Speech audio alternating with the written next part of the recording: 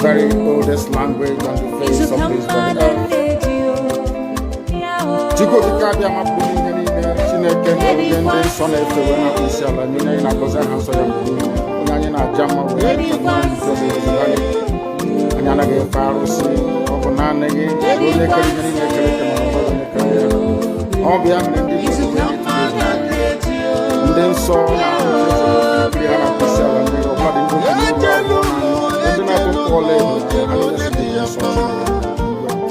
no totua yaba no one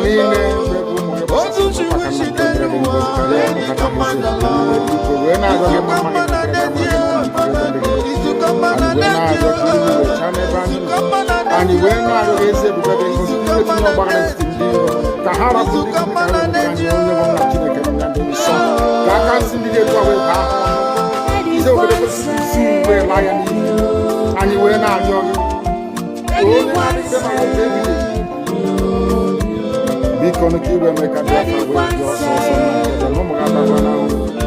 and we're not going to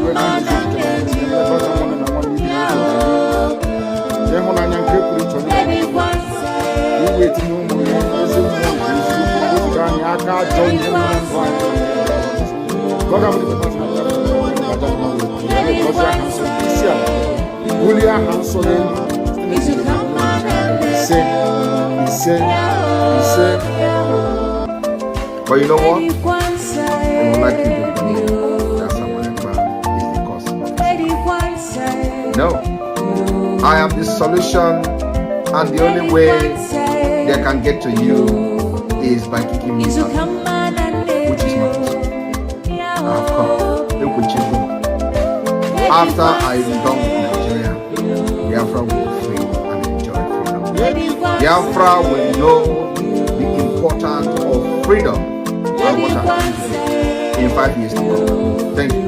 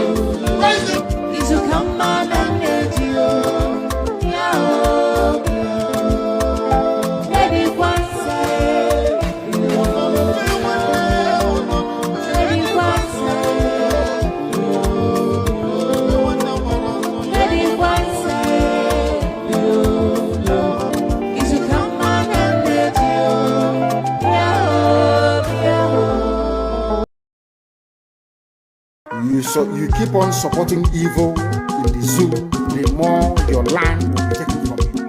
The more your daughters will be raped and abducted, the more your sons will be slaughtered in cold blood. And under one Nigeria, there is nothing you can do about it. Absolutely nothing. Because one idiot that they groomed will rise up and say to you, oh no, it's one Nigeria, there is crime everywhere. Haven't you heard about Zamfara? Haven't you heard about Katsina? There is crime everywhere. That is not the case. The crimes you have in the north, the insecurity you have in the north is as a direct consequence of their own actions. They grouped them. Al-Qaeda in the Nigeria, ISIS in West Africa, Boko Haram, Fulani headsmen, bandits, all of them. Who brought them to Nigeria? It's Fulani. Fulani brought them into Nigeria. Everybody brought them in. All the government brought them in. Are you deaf and dumb and stupid? When you come out and you pretend, oh, we are one Nigeria, go and show me. Where is the boundary? Where would the boundary of Biafra begin? And I asked the fool, where did the boundary of Nigeria begin? People from Niger come in and go as they like. Most of these idiots are from Niger. They are building a pipeline to Niger. They are building a rail line to Niger. They are building roads to Niger. Whereas where the money comes from, which is Biafra land, We don't have those infrastructure. No, we don't. But you're taking our money. You come to Ohaji, you come to everybody, you come to Agule, you come to Ekpa, you take our resources, sell it, get the money, and now you're building a way to be able and you want me to be happy with you. Clap for you all Nigeria. One Nigeria. I think you are insane. You come to my land, you take our oil, you take our gas, you take our manpower, you get our VAT, our tax and pay. You are now building a road from Katsina to Nigeria. Airport to Nigeria. Refinery to Nigeria. You take oil from my land, you take it to Nigeria, you refine it, you bring it back to me as a refined petroleum. Or as and you're telling me that country is viable. You're telling me that Nigeria should be supported. You are in one Nigeria. You are not going anywhere and you're dying every day. Because those that they appointed to speak for you, they gave them money so that they will come out. Pages of newspapers to keep the war, giving the impression that everything is okay. When things are go and see the contradictions in it. Nigeria is not working. We are marginalized. And then you come back and say Nigeria is one. You must stay in it. Are you not foolish? These are the useless intellectuals that you have. On one hand, you say Nigeria is not working. You are marginalized. You are being discriminated against. You are suffering. They are killing you everywhere. And you come back to the same place and say Nigeria must be one. Had Nigerians gotten together to say they want to be part of this useless contraption, that's entirely their business. I mean, Democrats have subscribed to it. But have you asked yourself this question? Why is it that all those asking you to remain in one Nigeria has something to gain from Nigeria, or they have benefited in the past? Nothing more than this. I saw the letter that Ekpa wrote to President Biden. In it, Ekpa said, come and help us fight terrorism in order to ensure that there will be no regional destabilization. That is their game plan at the U.S. State Department for very many years, until we stepped in. They keep plotting out these lies. Once Nigeria breaks up, there will be destabilization in the entire region. I said it because you don't understand African history. Most of these people are not people. When I say it, they say I'm insulting them. No, I'm not insulting them. Most of them are people. In Africa, we are tribal creatures in Africa. In Africa, we are tribal creatures in Africa. We always go back to our village where we are born, where our umbilical cord, our long, where it was buried. That's where we come from. That is why every Christmas, Easter, New Year festival, August meeting, you see us migrating back to where we come from. And I keep saying these things to Africans, they don't understand it. They don't understand it. Everywhere in Africa during Christmas, if you like, be in South Africa, if you like, let it be in Kenya, you let it be in Rwanda, everybody from the capital goes to the village. If you go to Accra, the same thing happens. This past Christmas, if you like, go to Cotonou. The prayer of David from the book of Psalm, chapter 7. And I will pray in English because a lot of people are listening all over the world. I mean, a lot. Millions are listening all over the world. And I want them to follow our proceedings this very evening. Very, very critical, very, very important that we do so. O Lord, my God, the creator of the heavens and the earth, we take refuge in you. Save and deliver us from all that pursue us. Because if you look away from us, they will tear us apart like a lion and rip us to pieces with no one to rescue us. Because the world is against Biafra for no reason. We are hated, we are despised for no discernible reason. Only thee, O Lord God Almighty in heaven, is our Savior, not man. You must come to our rescue because you are our Lord and you are our God.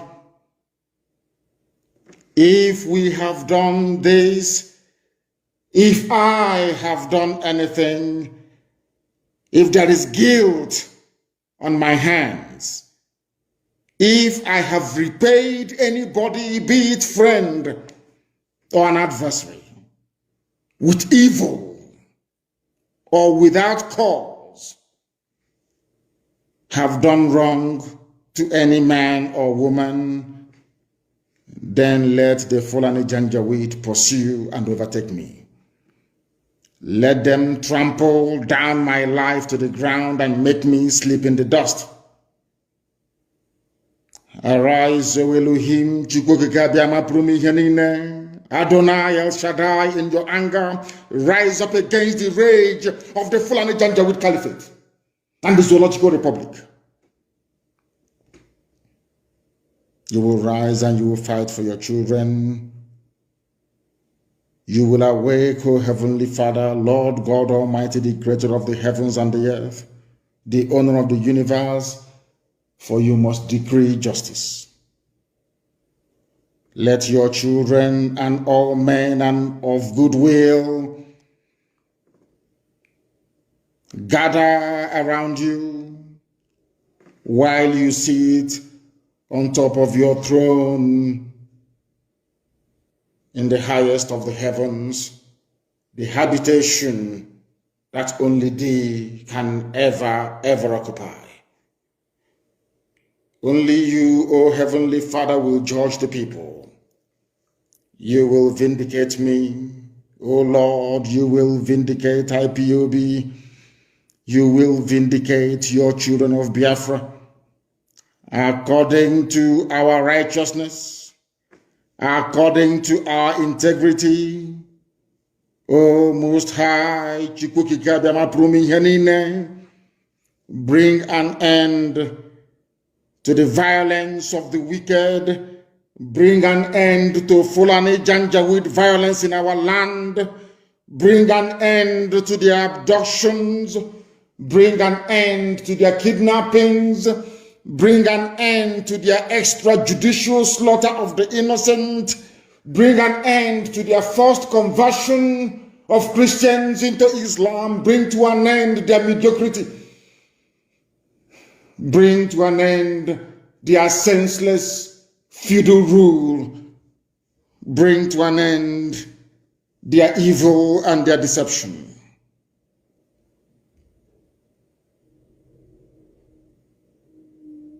Come and secure the righteous, because only you, O God Almighty in heaven, can see in the dark. Only you know the hearts of men. You are our shield. We have nobody. Between 67 and 1970, the whole world ganged up and fought against your children. We did not steal anything from anybody. We did not go after anybody's possession nor inheritance. We were on our own in the land that you gave to our ancestors. They conspired, they connived, they colluded to kill us. Over 5 million people. We are dead at the end of it. You are our shield. We do not trust in any man or in any state. We trust only in thee, because you are God and you always save the upright at heart. Anybody whose heart is clean, O Heavenly Father, to those you do not abandon to their enemies. That is why you cannot abandon IPOB. That is why Biafra can never be abandoned. Because your words are yea and amen. You are God, you're not human. Facebook may have been bought over by Nigeria, and we pray that Twitter will not succumb to their threats and their violence. You are God, and you are an upright and a just judge. But you are also a God that displays his wrath every blessed day. If Fulani Janjaweed do not relent in what they are doing, if the Fulani Caliphate continues to pursue this scorched earth policy of abductions and murder and mayhem, then you, O Lord God in heaven, you will sharpen your sword, you will bend and string your bow, you will prepare your deadly weapons, you will make ready your flaming arrows. Whoever is pregnant with evil conceives trouble and gives birth to disillusionment. That is what is happening in the zoo called Nigeria. Nigeria is pregnant with evil because it conceived trouble and it has now given birth to disillusionment. All the holes that the Fulani Janjaweed are digging for us into that pit, they are falling into one after the other. The trouble that they have caused will always rebound on them. Their violence will come down on their own heads. O Heavenly Father, for we shall give thee thanks always, all the days of our lives, because only thee is righteous. We shall sing songs of praise unto your holy name, O Most High. For as long as there is a child on this earth of Biafran descent and heritage, O Heavenly Father, we shall worship your name and your name alone, now and forevermore, we pray. He said, that was our prayer this evening. We are now going to proceed without further hesitation to bring to you the gospel which I have been mandated by heaven to preach to the children of men. All cost, it is the land of God, given to his children for their eternal habitation. We may have failed in the past to recognize this very fact, but now that this generation has come, there is nothing anybody can do to stop us from restoring the kingdom of God upon the face of this very earth in the land of Biafra, without apologies to anybody.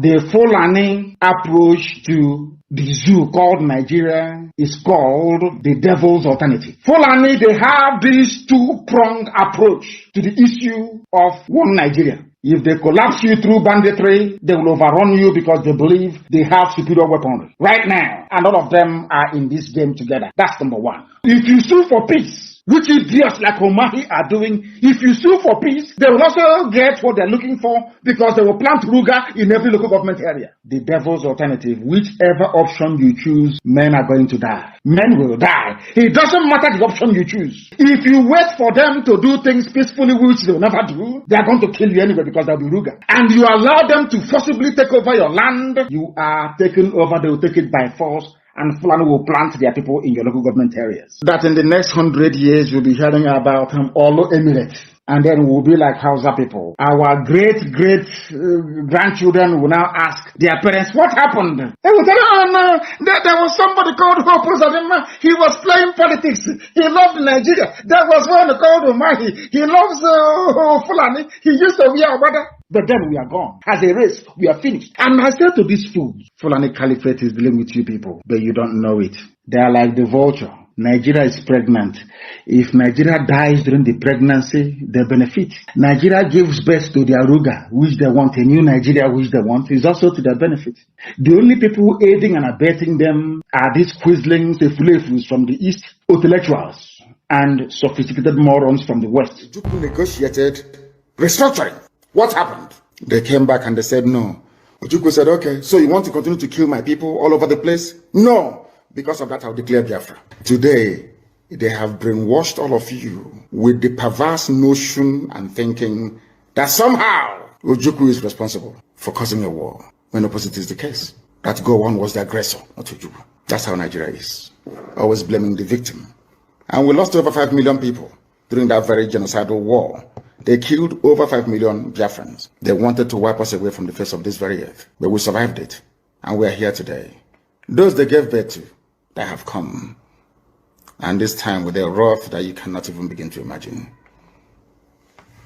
And what we are pursuing is a part of pressure, relentless pressure, to ensure that Biafra comes. How are we going to employ that pressure? There are only two ways to get your freedom in the history of the whole world. freedom can be gotten only two ways. One is through the ballot box. In other words, people will contest and they will have Biafra Nationalist Party. Yes, as they have in Scotland. And then we vote for them. When they then go to the house or maybe go to Abuja, they will say, we are here under the mandate of Biafra Nationalist Party. Because of that, we want to go and conduct a referendum in order for us to be free. The other way, you fight. Either you go to the ballot box or you fight. Which option are we choosing? We have chosen to fight.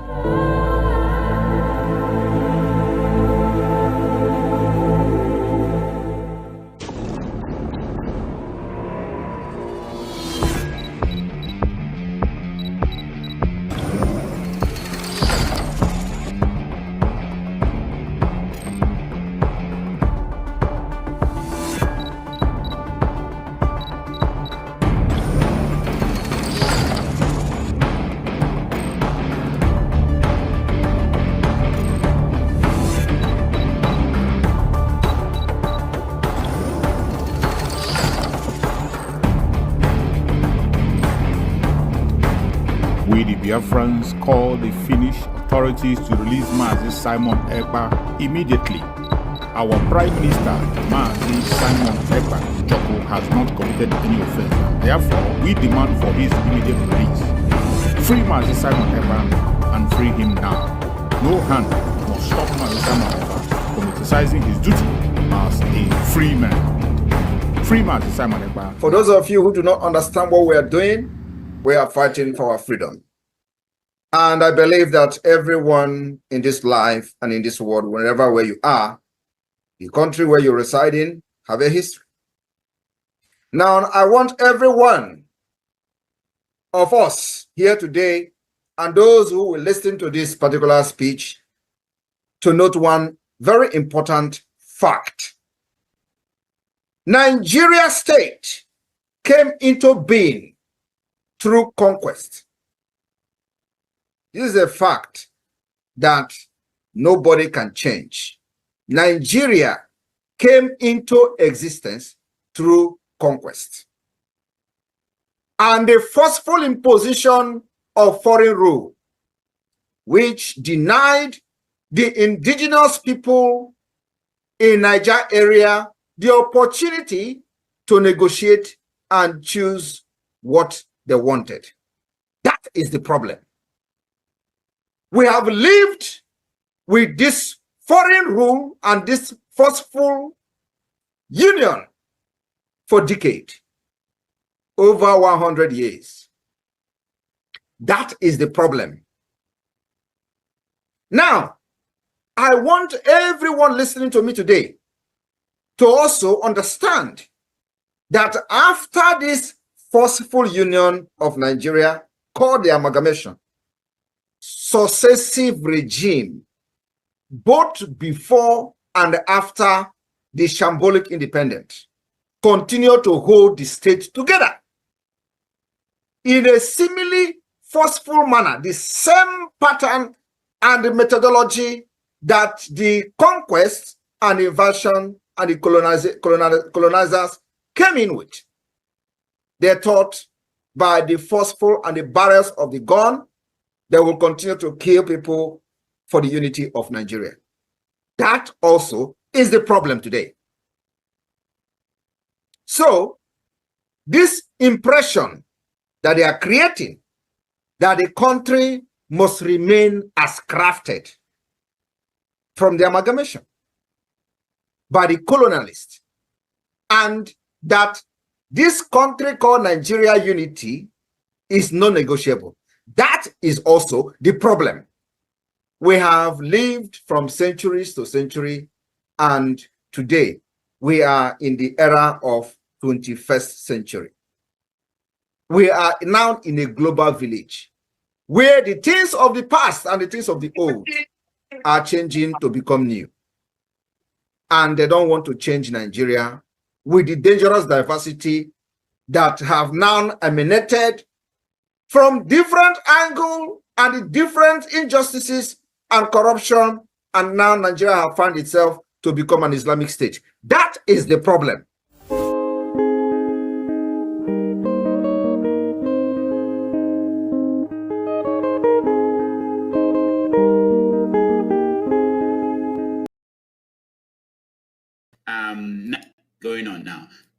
now. Now, let me ask you. I know.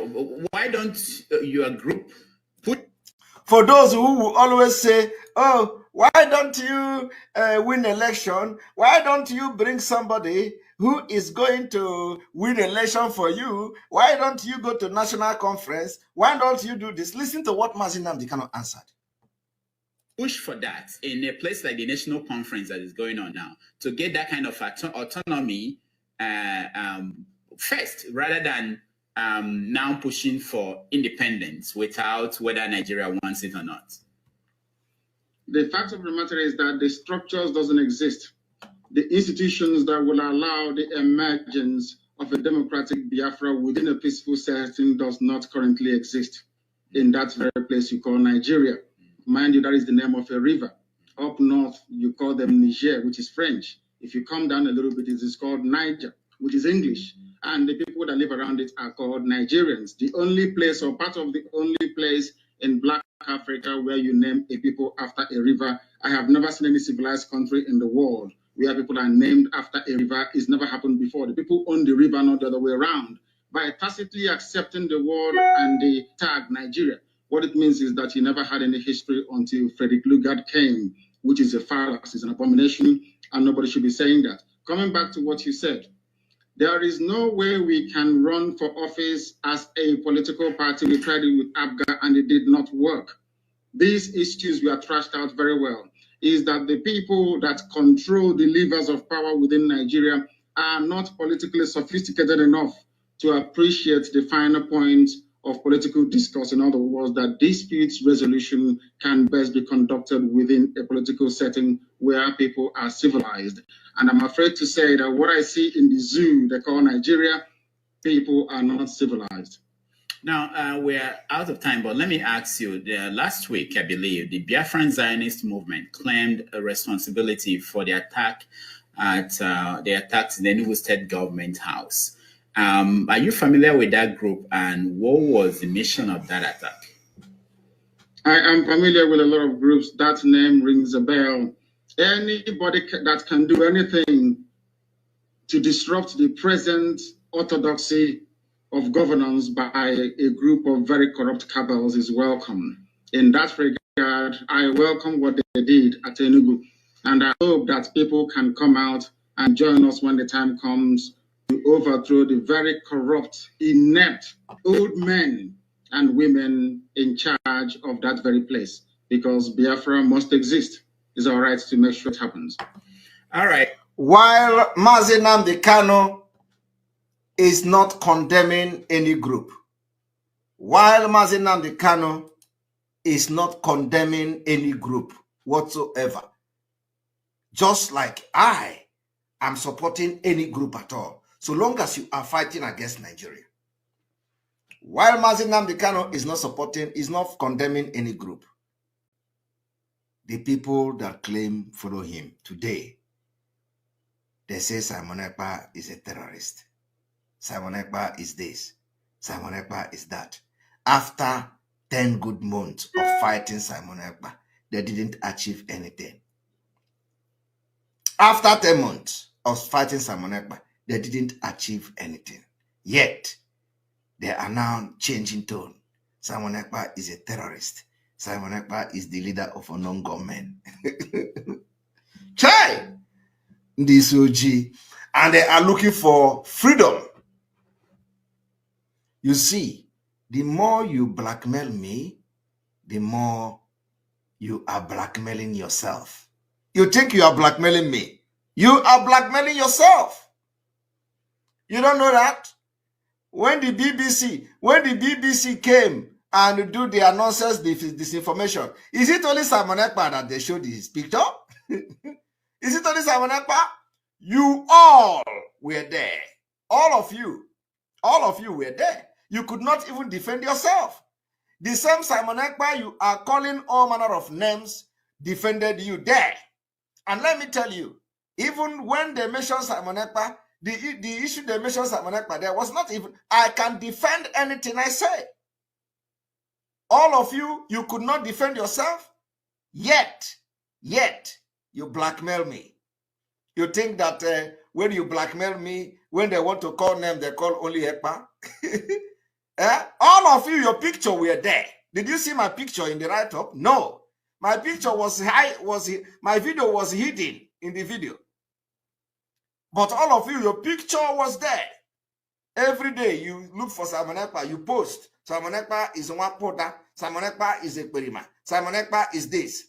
When the thing begin to happen, you think it doesn't, they will call you. And when the issue started, you could not defend yourself. You couldn't defend yourself. BBC did not say it was Simon Ekpa. BBC put your picture, all of you, as you were blackmailing Simon Ekpa, they did not say it was, they put all of your picture.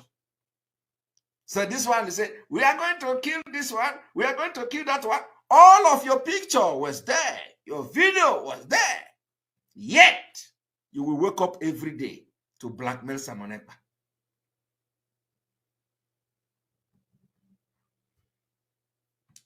And every day, if you don't, of course, some of you can never learn. Hatred and jealousy of Simon Ekpa have beclouded the brain that you don't even have at all. I do not know when they are going to learn. They think when they promote Simon Ekpa by calling Simon Ekpa criminal, BBC will come and say Simon Ekpa. All of you, the more you are calling me a terrorist, the way you are calling me a terrorist is the same thing you are calling yourself. You think when you be a terrorist, oh, Jesus Christ. This BBC disinformation should have teach all of you a lesson. You think when you come to social media because you hate me, because you are jealous of me, because you don't like me, you think when you call me criminal, you are going to pay for everything you say. You are going to pay. You carry my name and blackmail. Simon Ekpa is the leader of a non-government. Simon Ekpa is this one. Simon Ekpa is that one. You see the way BBC is dealing with you people? If anything is going to happen anywhere, you are going to also be dragged into it. And you can't even defend yourself. It's a body boss. It's in pataka everywhere. Get yourself educated, you say no. Go to school, you say no. Simon Ekpa every day. Simon Ekpa every morning.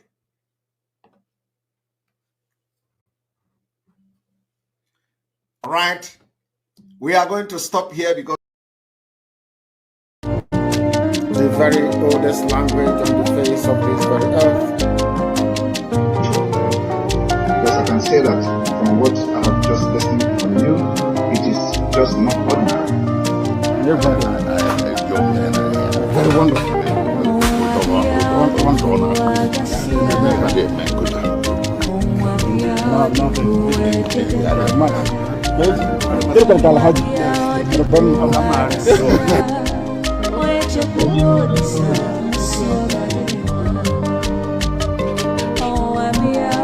When my lawyers came to see me, I had a discussion with them about how I'm going to defend myself.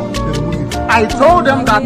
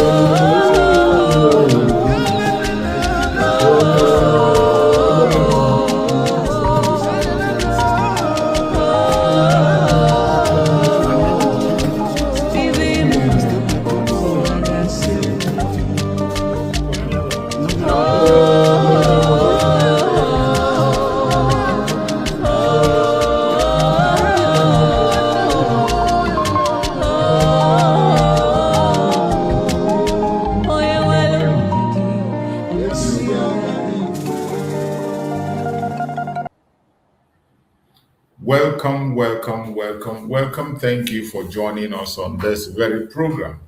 I appreciate everyone who has connected to this program wherever you are connecting from.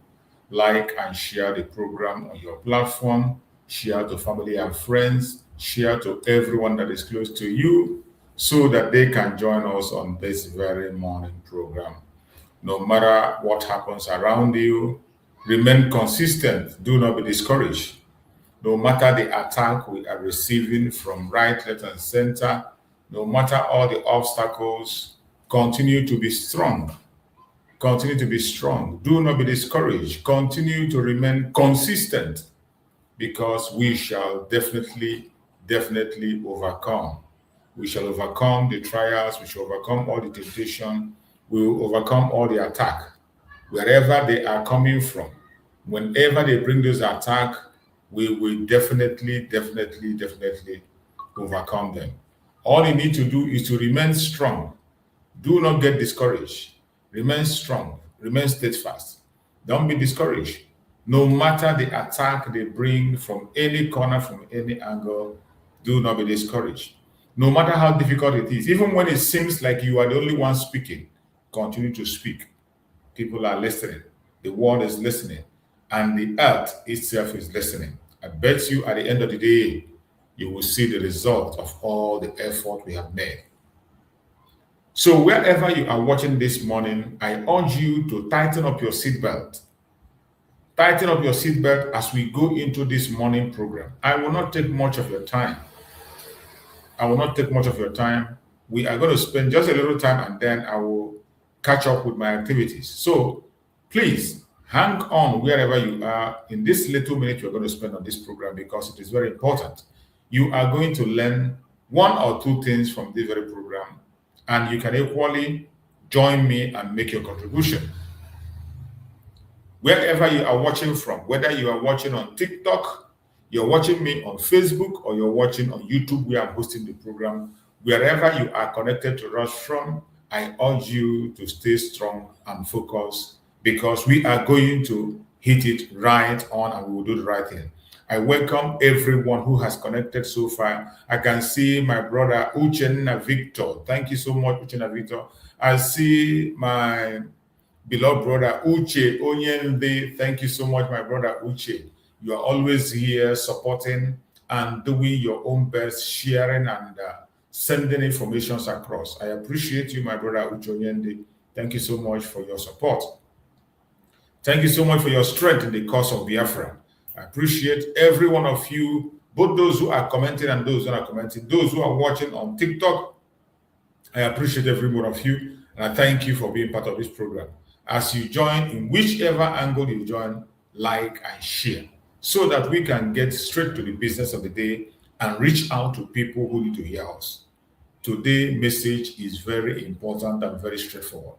And the title I have chosen to speak about, for those who are with me on YouTube, we are hosting the program. That is where I can get out the complete topic. In the last section, I couldn't write it complete like on TikTok. I don't have enough space to write a title. So the title I'm discussing today says, Biafra Survival Exposed. Why BBC cannot rewrite the blood history of the Biafran genocide. Biafra Survivor Exposed. Why BBC, British Broadcasting Corporation, cannot rewrite the blood history of the Biafran genocide. This very program today is very important, very sensitive, and we must pay attention. It is important and sensitive in the sense that a lot is going on and so many plans are going on today against the cause of Biafra, against the freedom of Biafra. This is the generation that cannot be silent. We are the generation that can dictate something from afar And once we dictate it, we will voice out, we will shout, and we will educate everyone about what is coming. Join us on this platform today, on this program. Pay attention. At the end of this program, you will understand where we are coming from and where we are going. Once again, I say good morning, good afternoon, good evening. Accept my greetings according to your time zone. Great lovers of freedom, truth, justice, and humanity all over the world, I welcome you. Wherever you are watching from today, I welcome you to this very important broadcast. Please share this stream massively because the discussion we are about to have concerns history, memory, survival, justice, and the future of millions of people. This is a very important month. Remember the month of May, our month of remembrance. That is why I am going back to history and memory in all the program I'm holding lately. We have few days to go. Today is 27th. 27th. 30th is the final remembrance day, and it is a lockdown wherever you are. Remember, 30th is a lockdown in Biafra land. Don't wait for anybody to enforce. Don't wait for anybody to direct you. It is something that we are bound by our conscience to follow. So follow it. If you have anything you will need outside today, begin to get it ready so that on that 30th, you don't have any need to expose yourself to danger. You know that every time we have a program as such, that the enemies will always come to infiltrate.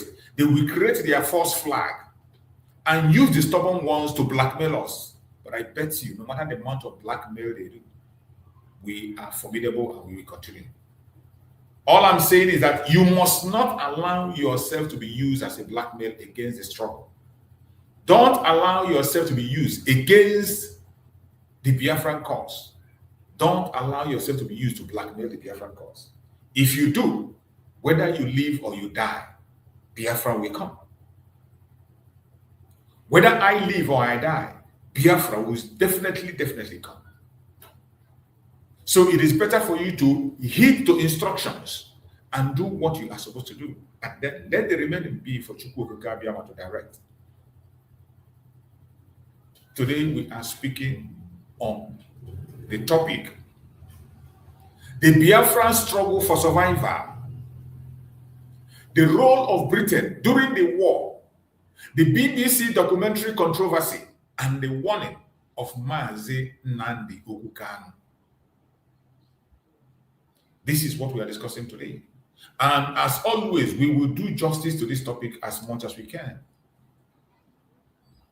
Before we begin, I want every listener to understand one thing clearly. This conversation is not about hatred, as I always say. There's a reason why I always emphasize on this. For those who will misunderstand us, for those who are going to create their own narrative or create their own impression, I want to make it clear. This conversation is not about hatred against ordinary people from any ethnic group or nation. This broadcast is not about hatred against ordinary people from any ethnic group or nation. It is about historical grievances, accountability, media narratives, human suffering, and the need for honest conversation about the past and present.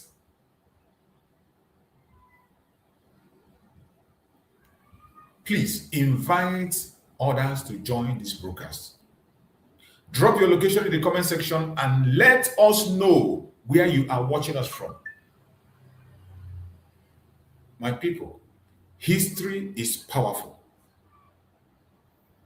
A people without history can easily be manipulated. A people who forget their past may lose control of their future. You see why it is important that we go back to history, more especially in this critical time, at this particular month of remembrance. for many decades, the story of Nigerian Biafra War has remained one of the most emotional and controversial chapters in African history. The pain of that conflict still lives in the heart of many families today. There are people alive right now who witness starvation, displacement, bombing, refugee camps, and the destruction of entire community. There are real people that witness it that are still alive today.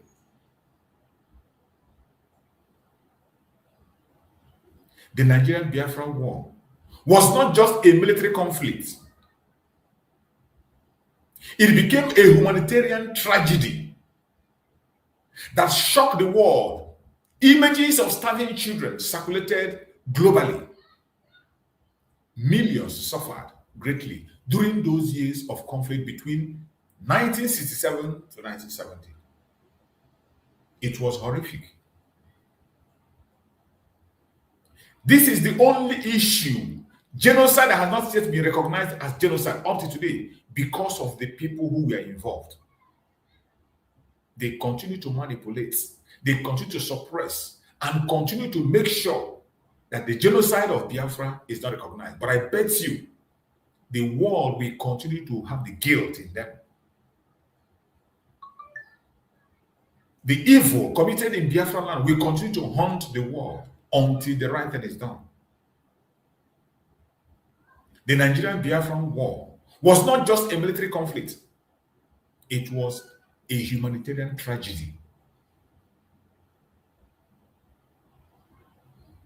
It doesn't matter how the British try to cover it, it will never, ever be covered as long as we are alive in this generation. And this is where the controversy begins.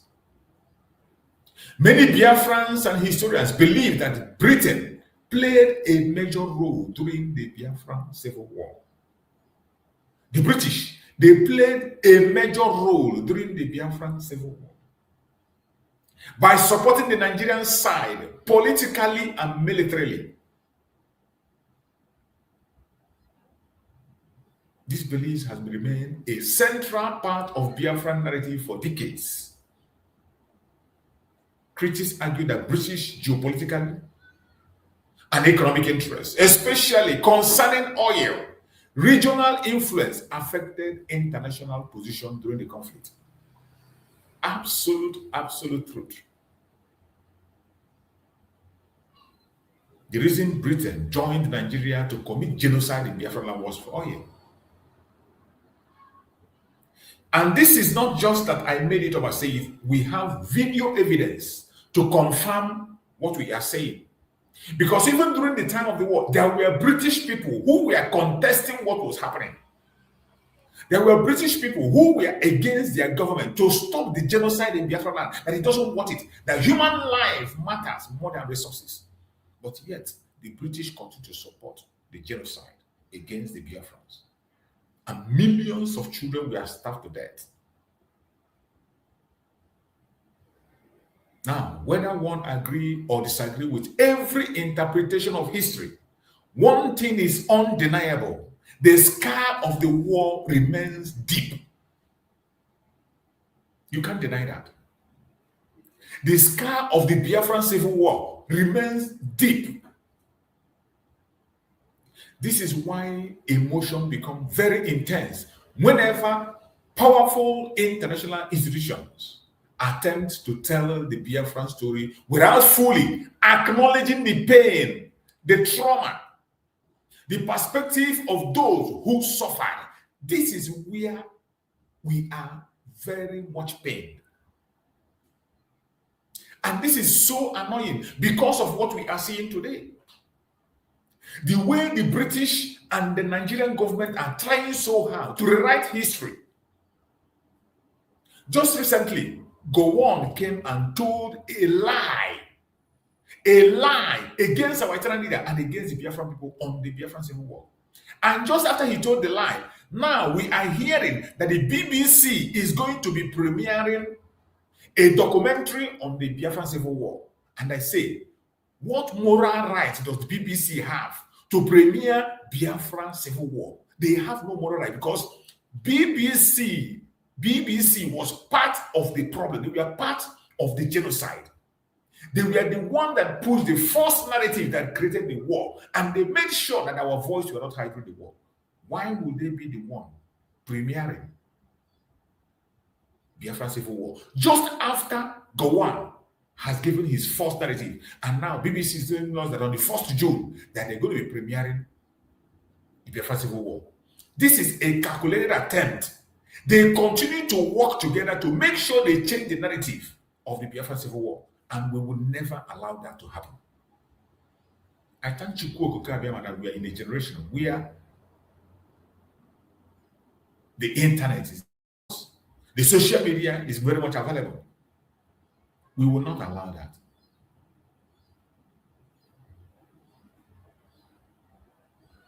Now, whether one agree or disagree with every interpretation of history, there is one thing that you can never, ever, ever, ever take away. One thing is the undeniable scar of the war that remains deep up until this moment. Up until this moment as I'm speaking, the scar of the civil war is everywhere in the life of the Biafran people. This is why emotion becomes very intense whenever powers, international institutions attempt to tell the Biafran story without fully acknowledging the pain, trauma, and perspective of those who suffered. Today, there is growing controversy surrounding discussion of possible documentary on the BBC about the Biafran war. Why would BBC be the one to show the documentary, to premiere the documentary of the Biafran civil war just immediately after Gowon has released his book, filled with lies and falsehood? What moral right does BBC have to premiere Biafra civil war when we know that they were part of the propaganda? In fact, BBC was the major propaganda machine that was used against the Biafra during the civil war. It was BBC that was used to push the so-called Igbo coup that was never Igbo coup in any way. A coup that every other ethnic group participated. In fact, it can be better be pronounced as a Yoruba coup because the coup was meant to install a Yoruba man as the president. But the British, moreover, used their BBC to put a lie, and they were the first people to talk about it as being an Igbo coup. And that very narrative pushed ahead up until the civil war. They didn't stop at that. They joined the Nigerian government to push propaganda on civil war. While our children were starving to death, BBC was broadcasting and saying that there was famine in Biafra land. While there was blockade and our children were dying in Biafra land, the BBC, in their program, they were saying that there is famine in Biafra land. And there has never, from creation to the moment, there has never been anything called famine in Biafra land. They made sure that our voice were not heard. They pushed a narrative to paint the Biafrans as the aggressors. How could these people now be the people to come and premiere the documentary of the Biafran war? Even before the documentary is out, because we know it will be done on the 1st of June, you know what will be the content, just like Gowon did. They will not do a different thing from what Gowon has done. All they were trying to do is to paint a narrative to confirm what Gowon has said and now push it to the world to believe the otherwise, to take us as the aggressors. But as long as we live, we will never be silent. And every Biafra need to boycott that very premiering that's going to happen on the 1st June in BBC. They have no moral right They have no moral right to conduct such premiering, to release such documentary. They have no moral right to do that. Because when the Biafran needed them, they deserted the Biafran. In fact, they were the ones that was in the front line, pushing on, covering the genocide up till today as we speak. And they are still doing the same. Even when we have people who were victims, living victims, we have them alive. Yet they continue to push a different narrative.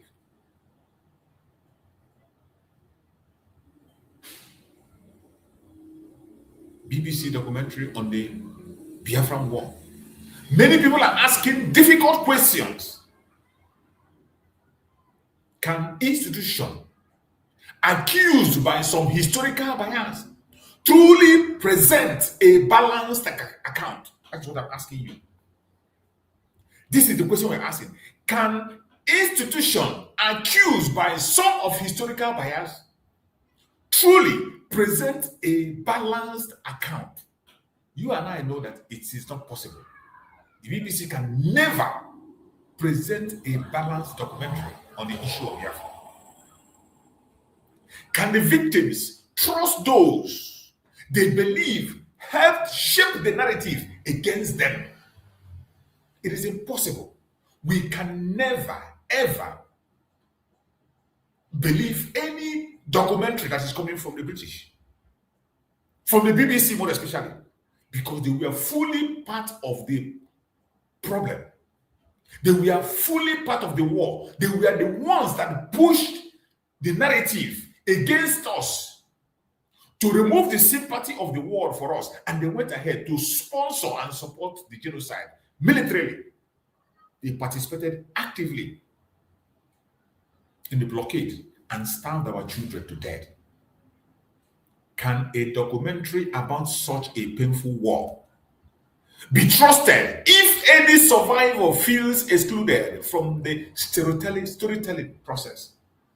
And the most painful thing, the person that wrote the story they are going to premiere, the person that wrote the movie is a Yoruba man, not even a Biafran.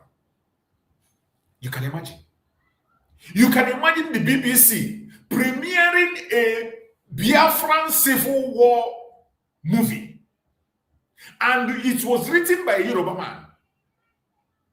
Now you understand better. You understand. You see, I don't know why so many of us are sleeping. We have able Biafrans in different places. That movie is supposed to be shut down completely. That movie premiering documentary is not supposed to air. They are not supposed to air it anywhere on the planet Earth. Every Biafran need to rise up and speak. Wherever you are, rise up and speak and condemn that evil act that the British is still conducting through their BBC. What moral right does BBC have to premiere a movie that has to do with the Biafran Civil War? They have no moral. And the movie was written by a Yoruba man, not an Igbo man. Written by a Yoruba man. What do you expect to see in it? I am asking you, what do you expect to see in such a movie? It is painful. It is painful that we no longer have men who are men. It is painful that every one of us has suddenly become coward. We no longer have men who are men. People like Chinua Achebe, when it was their time, who fought. They fought earnestly. We no longer have intellectuals. People like Francis Akanibian, who returned the knights they gave to him by the British. The knighthood that was given to him by the British, he returned it to the Queen because of the Civil War in 1967. Akanibian returned the knighthood they gave him. Where are the intellectuals in Biafra land today? Where are the Igbo intellectuals? What are you doing? And this is happening in your presence. What are you doing? Where are the people who claim to be intellectual? In those days, Francis Akanibian returned the knighthood of the British to them and said he doesn't want it. The tiger, the great fighter, returned his medal to the British and said he doesn't want it. The tiger returned his medal and said he doesn't want it because of the atrocities against the Biafrans. Bruce Merrick set himself on fire. Bruce Merrick set himself on fire because of what was happening in Biafra land, and the BBC continued to cover it. The world turned the blind. Bruce Merrick set himself on fire on United Nations office. In United Nations headquarters in the United States, he set himself on fire. Bruce Merrick. He is not a Biafran. He is not a Biafran in the United States, but he saw what was happening. He couldn't take it. He set himself on fire. And today, the same people that committed that genocide, the same people that committed that crime are coming to say they want to premiere a movie on the Biafran civil war, written by a Yoruba man, be premiered by BBC. Unbelievable. Unbelievable.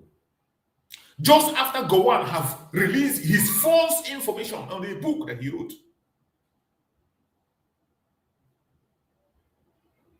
And you think it's ordinary.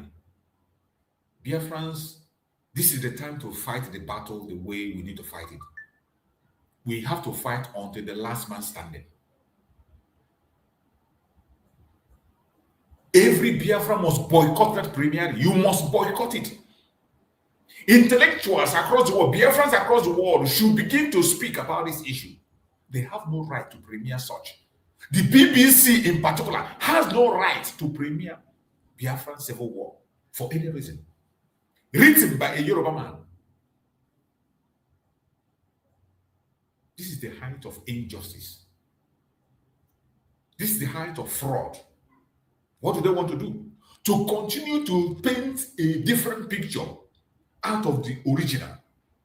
Even when we still have people who lived through the war who are still alive, we still have eyewitness account upon that. They are still lying. They are still lying. Gowon just released a book filled with lies. And one of his co-lawyers donated 3 billion for a lie. Contributed 3 billion for a lie, to keep a lie going. And just after that, the BBC is going to premiere a movie written by a Yoruba man about Biafran Civil War, to be premiered on the 1st of June. And you're not listening. You're not paying attention, right? You are not paying attention. Every Biafran must boycott that premiering. Any Biafran that shows his face there should be ostracized. Any Biafran that participates on that premiering should be ostracized. We cannot continue to be silent and pretend. This is the generation that we always voice out. A generation that have gone deep into history. A generation that you can never take history from them. We have information passed to us directly from eyewitness account. Our eternal leader, Dim Odumegwu, left a lot of information for us. The same people that were in the front line of the genocide are the ones to come and premiere a movie. How is that okay? How is that acceptable? How is that acceptable? There are legitimate questions many people are raising. Many people. History is not just about dates and statistics. History is about human beings. It is about mothers who lost children, fathers who lost their homes, fathers who never returned home, families displaced forever, entire community destroyed totally. When people feel their pain has been ignored, emotion naturally rise. Now let us move deeper into the issue of media narrative by the British. One of the greatest power in the modern world is control of information. One of the greatest powers in the modern world is control of information. Whoever controls the narrative can influence global opinion. This is why media institutions carry enormous responsibility. Across history, powerful nations have often shaped international narrative according to their political interests. We have seen it over and over again. Africa has experienced this many times. The voice of Africans were frequently minimized during colonial rule. In many cases, African experiences were interpreted through foreign lenses. And they are still trying to do the same thing. Even when we are alive in this generation, in 21st century, the British still want to create a narrative by bringing a video, a movie, written by a Yoruba man, not even a Biafran, a Yoruba man. And you want to premiere it. To continue to push your narrative, to continue to shape the narrative to your own thoughts.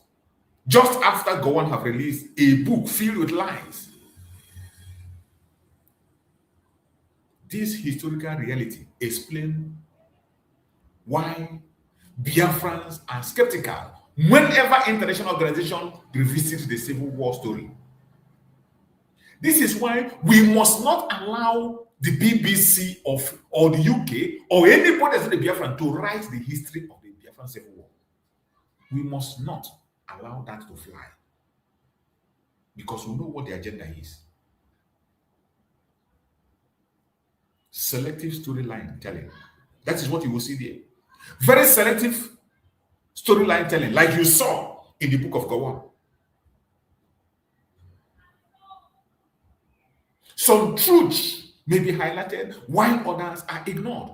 The most important truth will always be ignored.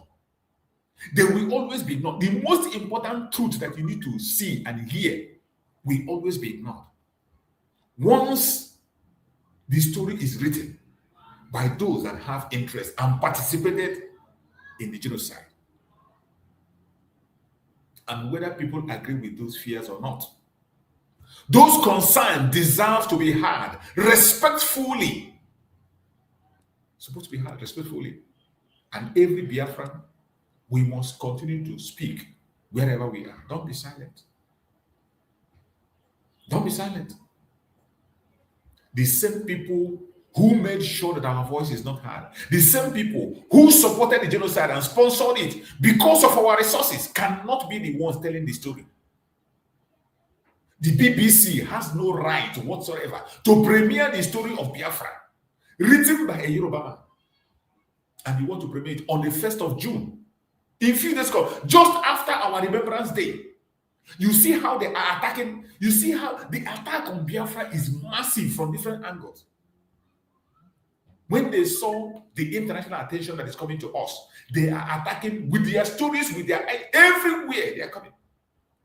Gowon just released a book. After Gowon released a book, now the BBC want to premiere a movie on the 1st of June, written by a Yoruba man. And we are having our Remembrance Day on the 30th. They just want to make sure that they destroy the foundation, the real story, infiltrate the real story, they soften the real story. And we would never, ever allow that. Biafrans should continue to speak wherever they are. You must continue to make a contribution. Nobody will come and tell us the Biafran story. We know our story, and we will tell the story by ourselves. Many of us, our parents told us directly, those of us who were not in the Civil War, our parents told us first-hand information of what transpired. We got first-hand information, clips of what transpired. Not the lies they are pushing here and there. The involvement of British is shameful and disgraceful. The involvement of British government in the Civil War is shameful and disgraceful. They were fully part of the genocide. And that is why they are fighting so hard to make sure that the Biafran genocide is not recognized. Simply because of resources, oil. And remember what I said, this is not about individuals, it's not about ordinary people, it's about the government of the day. The British government. They have citizens who are wonderful. Even during the Civil War, their citizens, we are countering them. During the Civil War, their citizens, we are calling upon them to stop the genocide in Biafra land. But they refused. Simply because of oil. And I'm going to prove that to you with a video. I want you to pay attention to the video. This was a protest that was going on during the Civil War in 1967. You will hear the argument that was made in their studio, in the United Kingdom, in BBC, where they were speaking and somebody was telling them, making an argument, that they should stop the genocide.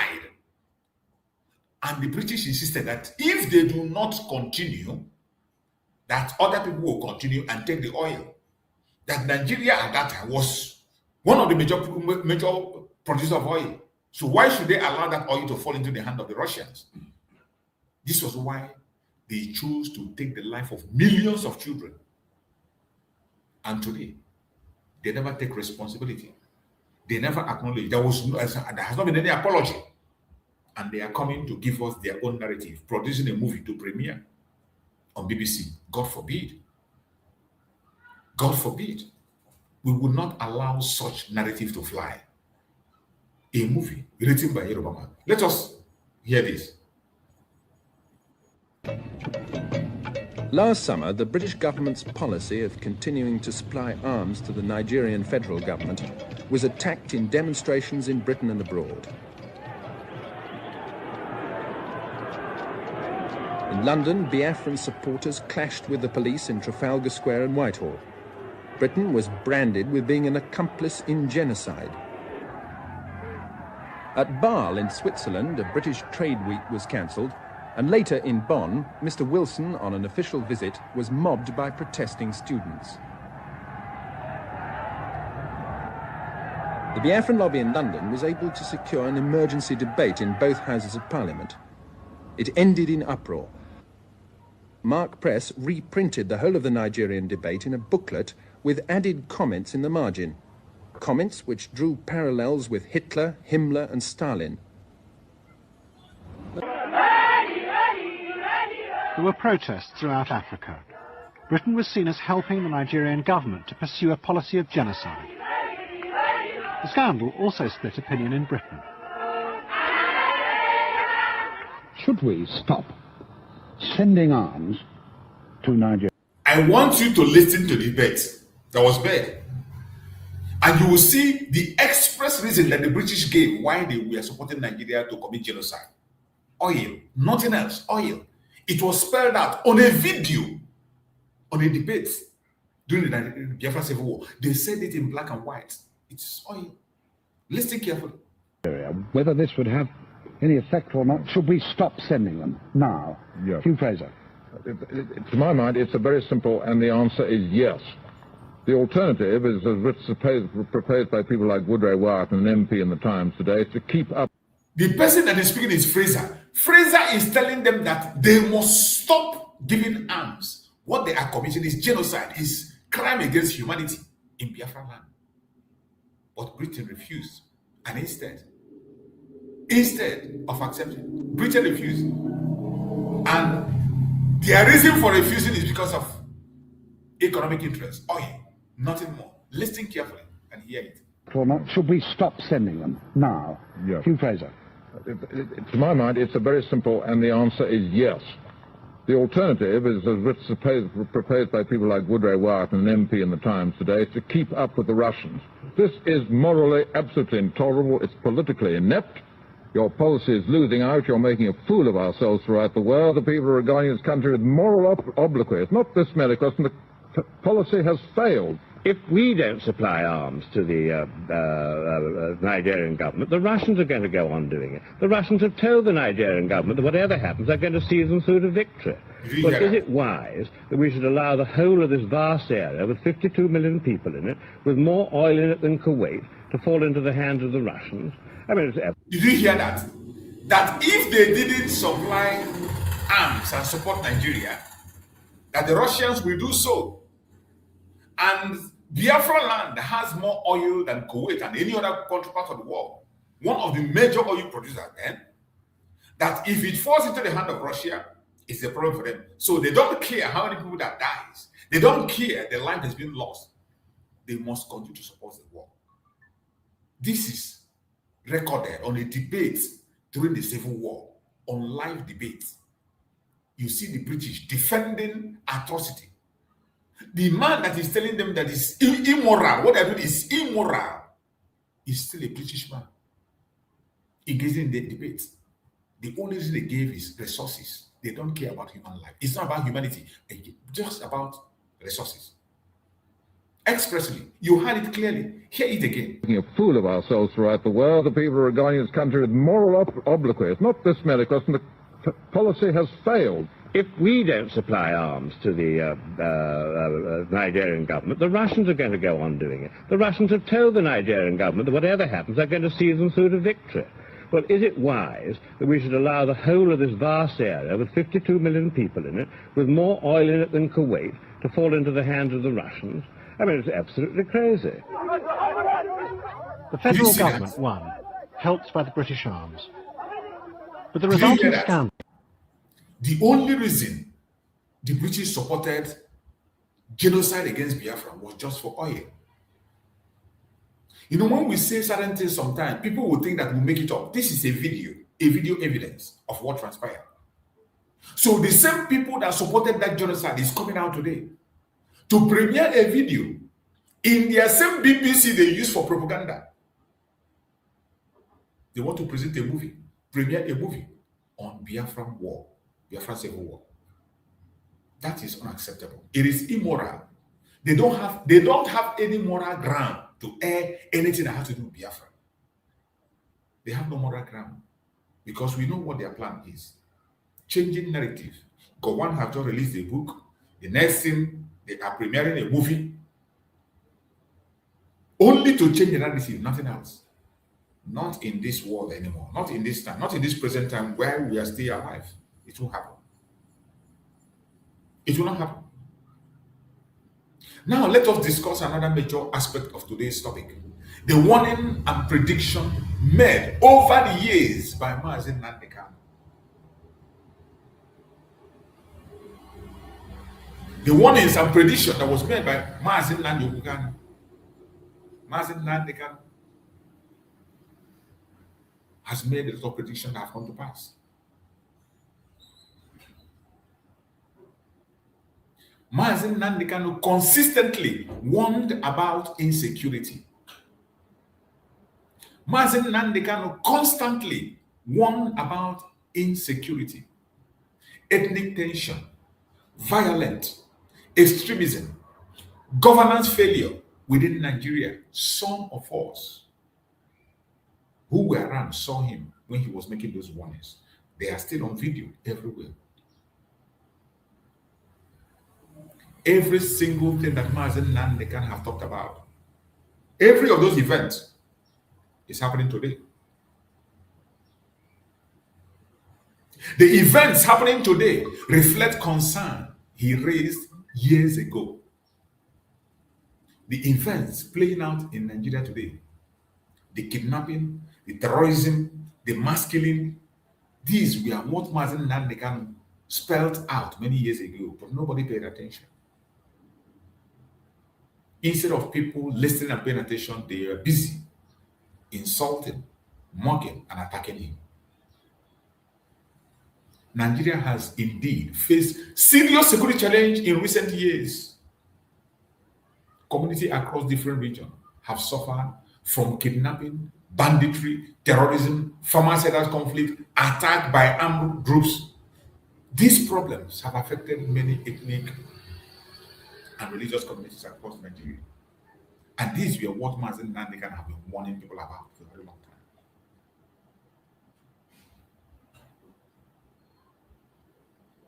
What Nnamdi Kanu was saying that made Nigerian government to kidnap him is exactly what is happening today. What he was revealing is what is going on today in Nigeria. And while Nnamdi Kanu was delivering his message, many people were calling him different kinds of names. Many people never listened to him. They called him ethnic bigot. They called him troublemaker.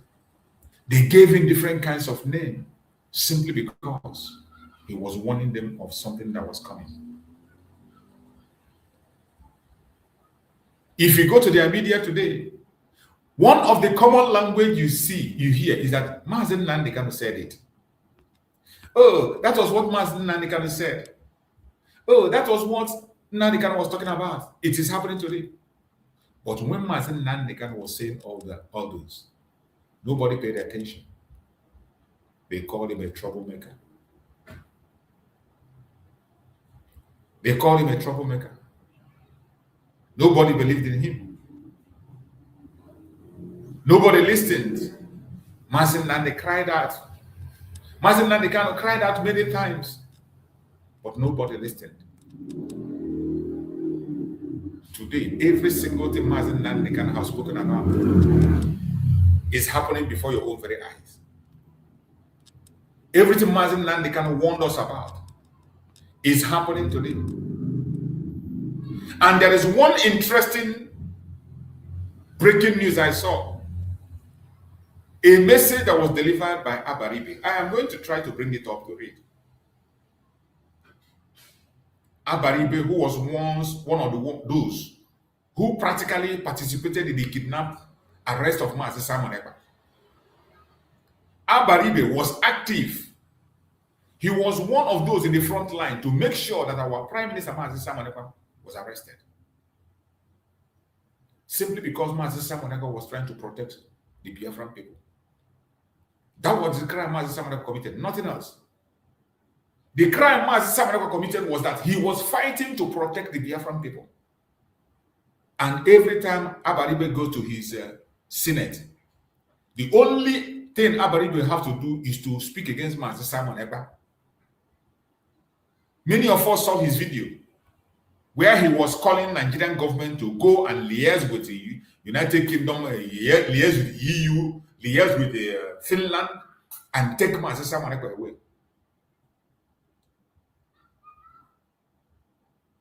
Abaribe was active in making sure that the Biafra land is taken over.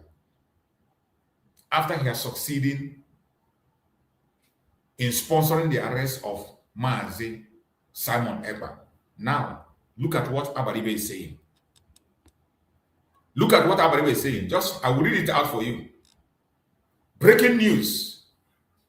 This is Abaribe writing. Breaking news. Arm yourself with courage. If you are an Igbo man anywhere in Nigeria, arm yourself.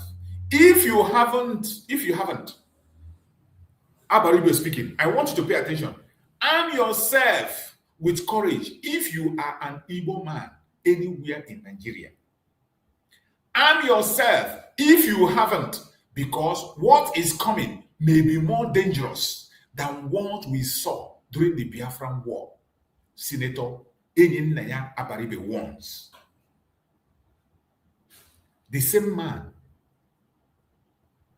who orchestrated the arrest of Mazi Simon Ekpa, because Mazi Simon Ekpa was teaching our people how to defend themselves.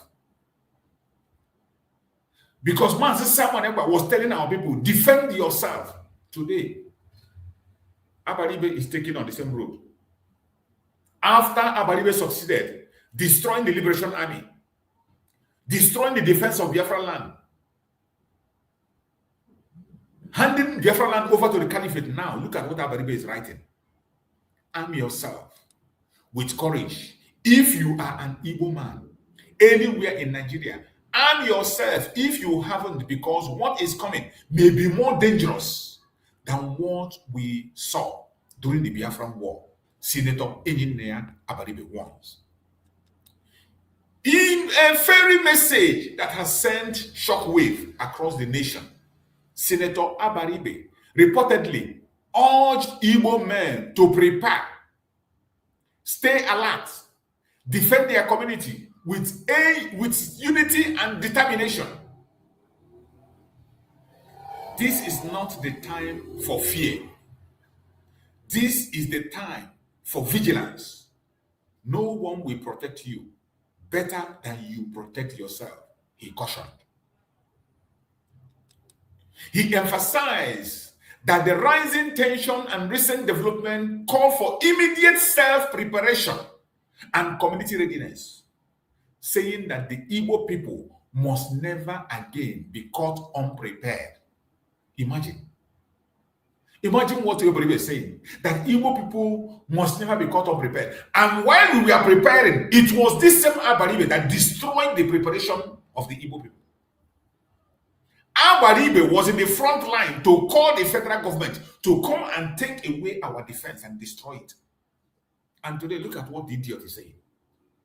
You see how these clowns who call themselves intellectuals, when you see them speak, you think they have something to offer. They have nothing whatsoever to offer. After you have actively kidnapped somebody who was building a strong defense, teaching our people how to conduct self-defense, defend themselves. After you have actively joined the government to bring troops to take over our land and destroy the liberation army that was meant to protect our people, now you are telling us, look at what you're telling us now. Igbo people must never again be caught unprepared. Do you see this idiot? History will not repeat itself on our watch. Let every man stand firm, because the storm approaching Nigeria does not respect tribal lines, but targets the unprepared. Abaribe reportedly added. Imagine what Abaribe is writing. This was a man who actively destroyed the defense that was put in place to protect the people. Abaribe actively destroyed the defense that was meant to protect us. Today, look at what he's writing. You see how idiotic these people are. You see how idiotic they are. That is why each time you trust these people, each time you believe them or trust what they say, you're only digging your grave. Anytime you trust them or listen to them, you are digging your grave.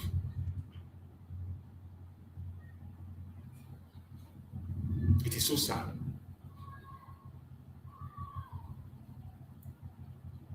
Our focus today is understanding why many people feel frustrated, unheard, marginalized, and fearful about the future. It is because of all these things. Yes, again.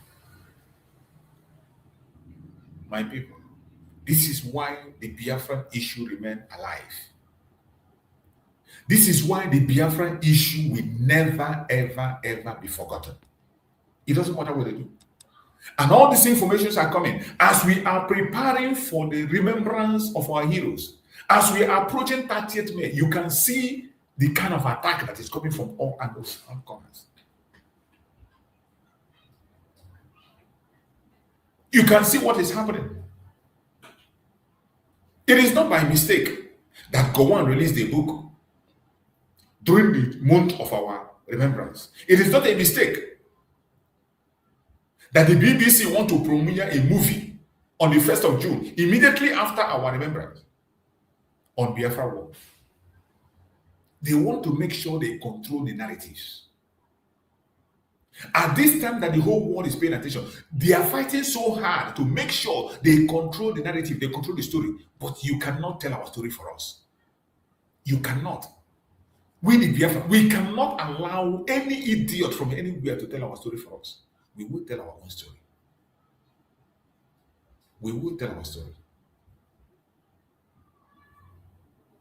We will not allow anybody to tell our story. As people are asking, why does the Biafran conversation refuse to disappear after so many decades? It is because of this madness that you see today. The answer is simple. Historical wounds that are not properly addressed often continue across generations. Historical wounds that are not properly addressed often continue across generations. Many families pass stories of the war down to their children and grandchildren. Their memories survive because of emotional impacts survived. And you think you can wake up from somewhere to come and change the story, to change the narrative? You are dreaming. You are a dreamer. For many Biafrans, the struggle becomes more than politics. The struggle for the actualization of Biafra is more than politics. It has become connected to identity, to survival, to memory, and to dignity. That is how it is important, how important it is for us.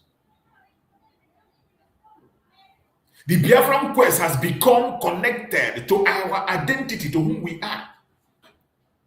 Everybody in the old service, we are all Biafran. That is our identity. It is our identity. Our survival depends on Biafra. Our memory is always Biafra. Our dignity depends on Biafra. You can never remove that. You can't change it, and that is why the story will never, ever, ever die. At the same time, others within Nigeria strongly believe in national unity and argue that the country must remain together despite the challenges. They fear separatist movement could deepen instability. And you ask them, those of you that are asking for unity, on which basis are you going to be asking for unity in Nigeria? Unity about what? Unity on what? What is that thing that will unify us to make us the same with a Janjaweed? We don't have the same religion. We don't have the same food. We don't look alike. Our value system is not the same. On what are we going to build that unity? Is it on the marginalization? Is it on the disrespect? Is it on the distrust and the injustice that we are seeing on a daily basis? On what are you going to build that unity? For those of them who think that somehow a miracle is going to happen and you get to unity in Nigeria. These different perspectives continue to shape the national conversation till today, and tomorrow it will continue to shape it. But I bet you, regardless of political position, one important principle must remain. Human suffering should never be ignored. Human suffering should never be ignored for any reason whatsoever. Civilian pain should never be erased from history. Just as Nigerian government is fighting so hard to erase our pain, the British is fighting so hard using their BBC to erase our pain. You can never, ever erase our pain from history. You can't erase our pain from history. And no community should feel itself left out. No community should feel its story is being told without its own voice. At all. No community should allow that. No community should allow that. Now let us discuss British more directly. The role of Britain during the Civil War remains heavily debated. Historians have written books and conducted research on the diplomatic, military, economic relationship involved during the period. Critics argue that foreign interests influenced decisions during the war, which is true. Supporters of British role often defend their actions in supported for Nigerian terrorists. Territorial unity during a difficult period. Madness. Arrant nonsense. What matters today is that many people still feel unresolved pain concerning those events that happened in the Zoological Republic. And will history openly focus with honesty and sympathy? This debate will continue for generations. This is why transparency matters. This is why historical accountability matters. This is why open discussion matters. But is Nigeria ready to have a discussion? Never. Never. Ever. They do not want to have a discussion.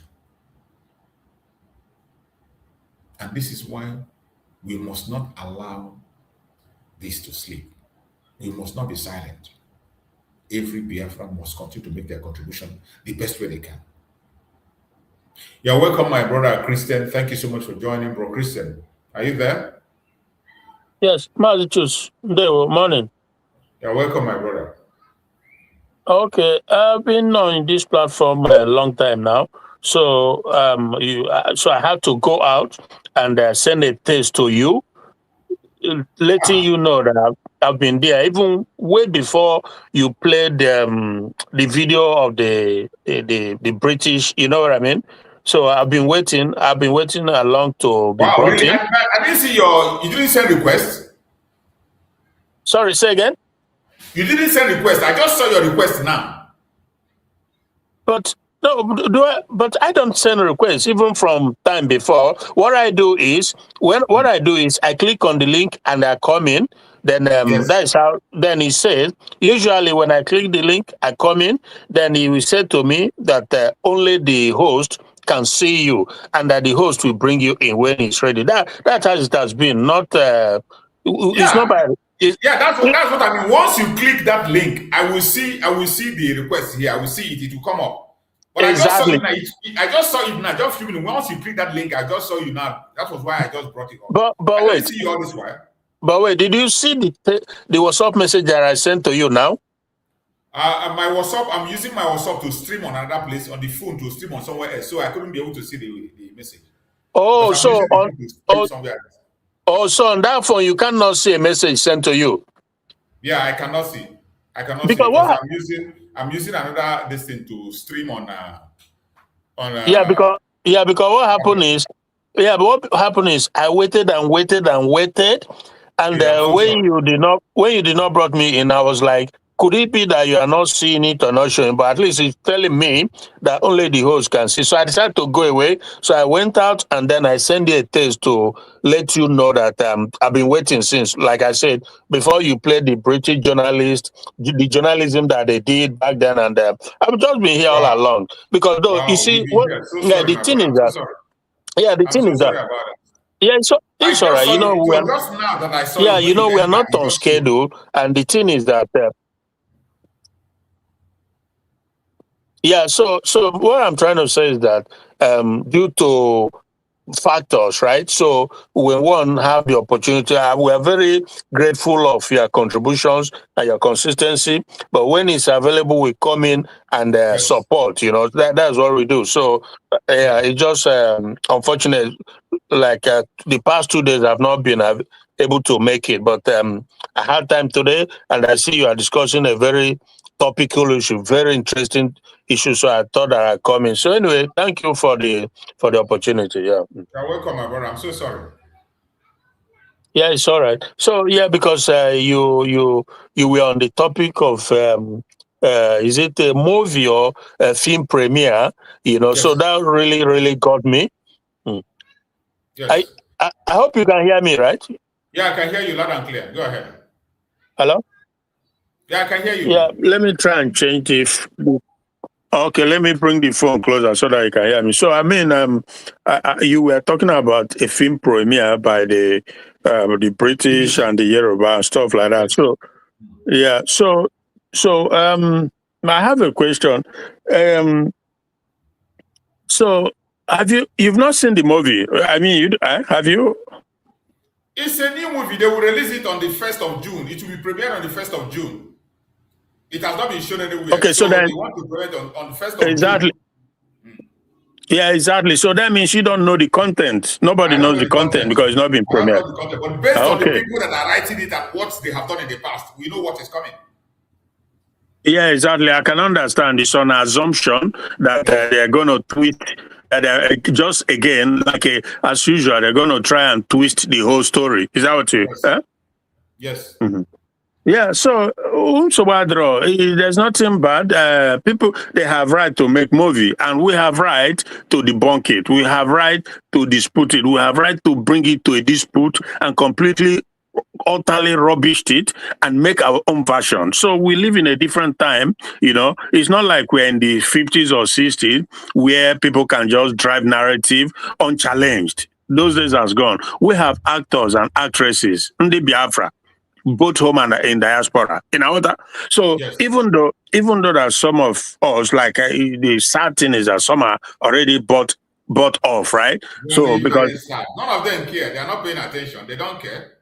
Yeah, because if you imagine now, you see that, let me just but mention a few, maybe one, but a very prominent one. That is Chimamanda, who is acclaimed, world acclaimed writer and a movie or whatever maker. So obviously, but for her, the sad aspect is that she has been given an award by the British establishment. So she can as well look away, and let them have their way. So, but nonetheless, we have people, we have voices, we're able to, debunk it very, very forcefully. So that is not a problem now. But as for part of what you said, it's obvious that they are trying to, water down the actuality of what happened during the Civil War. But for some of us, because again, it's important we continue to make our voice heard and continue to spread the message as wide and as much as possible. Because, like I said, we live in a different time frame. We've seen these things happen over and over and over again. So the history of the Civil War, the war that Nigeria imposed on Biafra, is a well documented and well known. Though they try to shy away from what happened exactly, because they try to paint a narrative how it suits them. Like you said, just like the book that was written by Gowon, a very deceptive, very lying. There's absolutely nothing credible about the book, exactly. So and many more of our people that are standing up to rubbish it, because it's pure rubbish. So now when it comes to the British, that is a different thing altogether. That is also well documented. Their antecedent, the way they roll, is well known, because we know. We were not present, but we heard and we read of how things went down. At the Abure meeting, agreement was reached. And the call came from the commissioner in Nigeria. They are telling Gowon to completely ignore what has been reached. But you know what is funny about it is that the same thing they just did a few years ago, maybe 5 years ago, between Russia and Ukraine, when an agreement was reached between Russia and Ukraine, right? Between Putin and Zelensky, to be precise. Yes. And agreement was reached to settle the whole thing and find a pathway to it. And Boris Johnson flew there to tell Zelensky to completely ignore every agreement was reached, that they will support him, they will give him the backing till the end. And you know what? I'm not just saying this, bro. Everywhere, well, I don't know where his music is coming from. Is it from me? Not you. Go ahead. It's from my side. Okay. So every well-known international commentators, podcasters has testified to the fact that the destruction, the carnage that has been going on in that region, that has consumed millions of people so far, bro. So far on both sides, millions of people and many more millions, because it's not over. It's still, in fact, it's getting even much more severe as we speak now. The war between Russia and Ukraine is going to get most likely worse than it already is. And who is responsible for that? The British. It is not some insinuation. It's not some allegation. There's a documented evidence of the fact that Boris Johnson, who was the former prime minister, I don't know if you're getting my point. Yes. He flew there to thwart every peaceful agreement that was reached. And fast forward to today, millions are being completely massacred needlessly. Same thing they did with Gowon and Nigeria. And this is a fact. But you know what? They always try, sometimes succeed in making sure that this fact, this truth doesn't see the light of day. This is what they do. And that is very unfortunate. So that people must continue to point it out. So now when they goes and make a movie between them and this Yoruba author, whoever it is, we watch and see what it is, and we will come out forcefully to debunk it, because what transpired during and before was well documented. The evidence are all over the place, showing exactly what happened. Now, they are probably, instead of them to come out in regret, in form of remorse or apology, whatever you will, to come out and say, we've made a mistake, that this is wrong. Because even as we speak now, they have come to the realization that these Northerners, whom they handed the country over to, has not quite played out the way they wanted to. So it's like a shifted pattern now to the Southwest, whatever. Yeah. And you can see that in the same vein, just at the same time as Gowon is writing a book with lots of false narrative, they also coming to the realization of restructuring or regionalism. But this exactly was what Ojukwu brought to the table in Abure. Exactly. This is exactly what was agreed upon, not civil war, not division, not nothing. It was just regionalism. Exactly. Autonomy. That is what Ojukwu brought to the table. So instead of them now to humbly come out to say that this was wrong, we made a mistake. No, they want to whitewash everything and bamboozle people into believing that right was wrong and wrong was right, which is not going to fly. That simply is not going to fly. So we must continue to speak. Every Biafran must continue to speak about it. We must, because to come and paint this narrative and make us look to what we are not, we won't allow that. We simply will not allow that. So like I said, thank you for emphasizing on this. Everyone in this or her platform must continue to talk about this.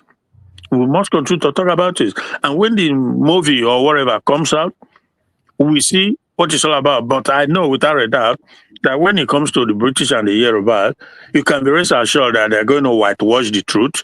They're going to paint a different narrative. When you look at the timing, if you look at the timing, Gowon just released his book. Yeah. The next thing, premiering of a movie on the 1st of June. A movie written by a Yoruba man. The timing is very striking. Very striking. Because also, like I said, 2027 is going to be a watershed moment in the history of that demonic entity called Nigeria. Trust me, bro, 2027 is going to be like none other in the history of that country. So there's a lot going on. So when you kind of take it together with the timing of the book from Gowon and the movie and Tinubu looking at 2027, what the plans are, the North are not exactly willing to queue behind Tinubu. They are just not willing to queue behind him, even though there's a lot going on, right? But they've seen also... A lot is going on, and they are fighting very hard to create a narrative that will suit them. Exactly. So, but at the end of the day, I believe very strongly that everybody needs to step back and come to the realization that everything you do other than the right thing is a waste of time, is a waste of space, and humanity is a waste of humanity, because nothing's going to work. We've said it time and time without number that nothing's going to work except you do the right thing. And the right thing to do is out there for everybody to see. You know, so obviously it's complicated. It is complicated, but equally very straightforward. You know, it's an unsustainable entity. Everybody knows that. And coming this 2027 is going to be a collision in so many ways, because the North have seen that this guy is all about Southwest. It's all about everything he does. He urbanize everything in the country. His own is even worse. Buhari was even better than him. Jesus. Bro, his own is worse. And you know what makes it worse? The likes of Baba Galadima and so many of these elite Northerners, they've come to the realization that the game is just to continue to play the different sides to your own advantage, you know? So when you see Umahi come out to say that Tinubu is the Biafra we are looking for, Chineke boy, because I don't know where it's coming from, you know? Idiot. That guy is an idiot. If you're going to, so the likes of the Buba Galadimas and the elite, the northern elite, they know that statement is very, very delusional. They know that the statement from Umahi is delusional. There's no single truth in it, you know? There's nothing we have in Biafra land that the picture to Umahi is saying. There's no attempt to to bring about fairness or equal playing ground. Nothing, absolutely nothing. Everything Tinubu does is Southwest. Like I said, Buhari was worst, no doubt. Buhari did horrible things, but Tinubu, of course, but he told everybody he was going to start from where the man left off. So I don't know. Yeah, you see, when people tell you whom they are, believe them. If you think that they are joking, exactly. I don't even know why people are expecting him to do better than better. Someone that told you that he will continue where Buhari stopped. Exactly, and we all, that's how I always say that if you tell me anything about you the first time, I believe it. Any other thing you want to say afterwards, I don't really care. I take that first thing that comes out of your mouth. So when Tinubu come, he said it, and we all know where Buhari left off. So if he said he was going to continue from there, it's been played out now. We see that it's even worse because the level of borrowing that this guy borrows in about a little less than 4 years.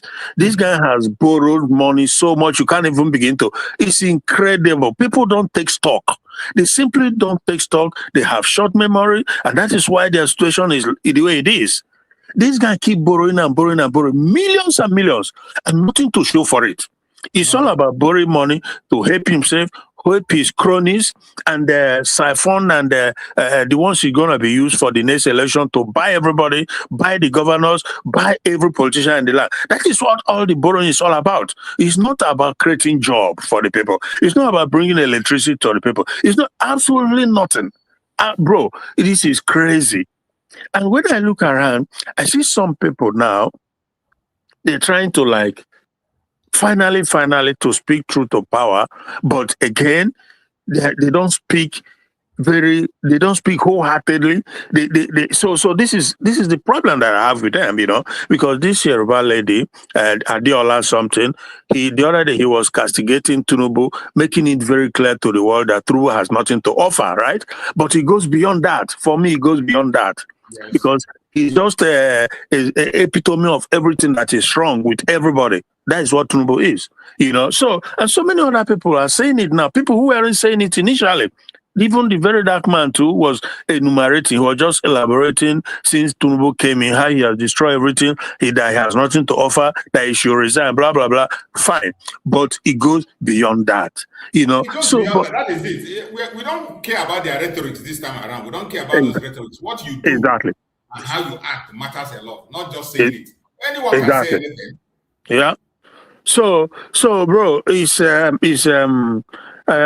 quite frankly, a lot of people, they are engaged in something. Sometimes it's hard to describe. I also heard you talked about Engineer Baribe, and that is another. I would like you to speak on that one because I would like you to speak on that before we round up. Go ahead. Yeah, that is another sad, truly sad situation, to see that this same guy who came strongly against PM Simon Ekpa, who was doing the right thing, trying to safeguard the people. That is all that he was doing. Everything, all the effort, every attempt was how to make sure that the people remain safe. Primarily, that the people, they are able to survive the onslaught that the Fulani were bringing to our land. That is what it's all about.